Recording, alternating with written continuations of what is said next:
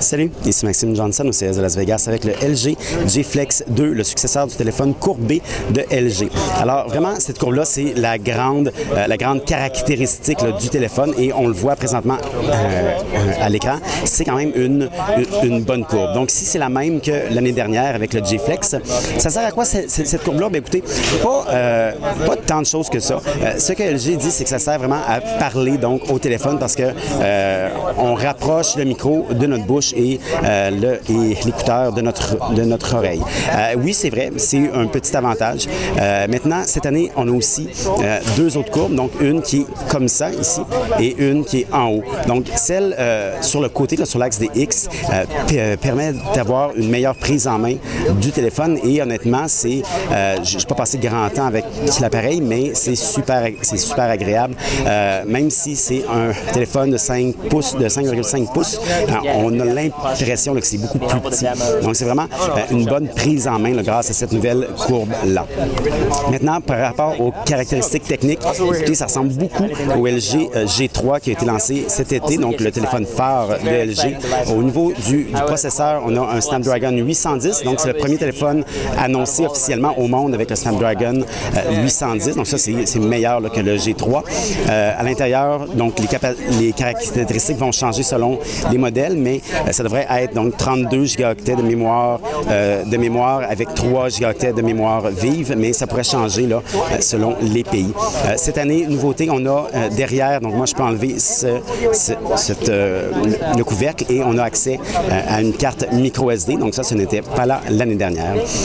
L'appareil photo, c'est un appareil de 13,1 mégapixels avec stabilisation optique. C'est le même qu'on retrouve là, dans le G3, donc c'est vraiment un bon appareil avec un autofocus quand même rapide.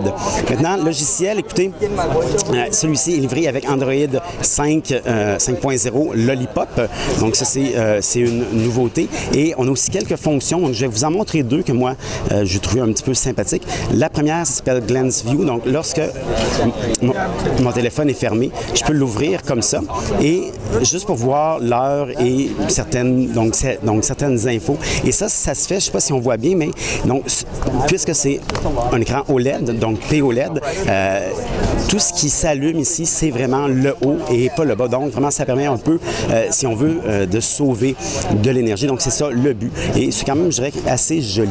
L'autre mode, ben, écoutez, je ne pourrais pas vous le montrer vraiment avec une main, mais c'est pour les photos. Donc, je peux prendre, je vais essayer comme ça pour faire un selfie. Donc, je mets ma main et là, ça va me demander de fermer mon poing. Évidemment, là, ça ne le fait pas, peut-être qu'il faut le tenir debout. Mais donc, je l'ai vu, alors vous devrez me faire confiance. Donc, ça permet de prendre une photo directement et ensuite, on peut aussi la voir là, de la façon qu'on bouge le téléphone. Ça marche assez bien, c'est assez sympathique. C'est pas une grande nouveauté, mais c'est assez sympathique. Alors, ça, c'est le LG G Flex 2. On n'a pas encore de date de lancement pour le Canada. Ça devrait être au cours là, des prochains mois, probablement. C'est un téléphone qui s'annonce vraiment meilleur là, que le G Flex 1.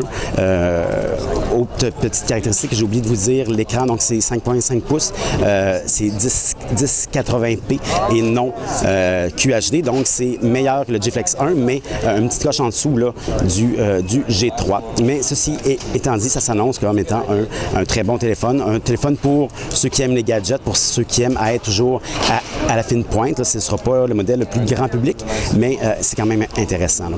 Pour avoir plus d'informations, je vous invite à consulter mon site web, maximejohnson.com/techno.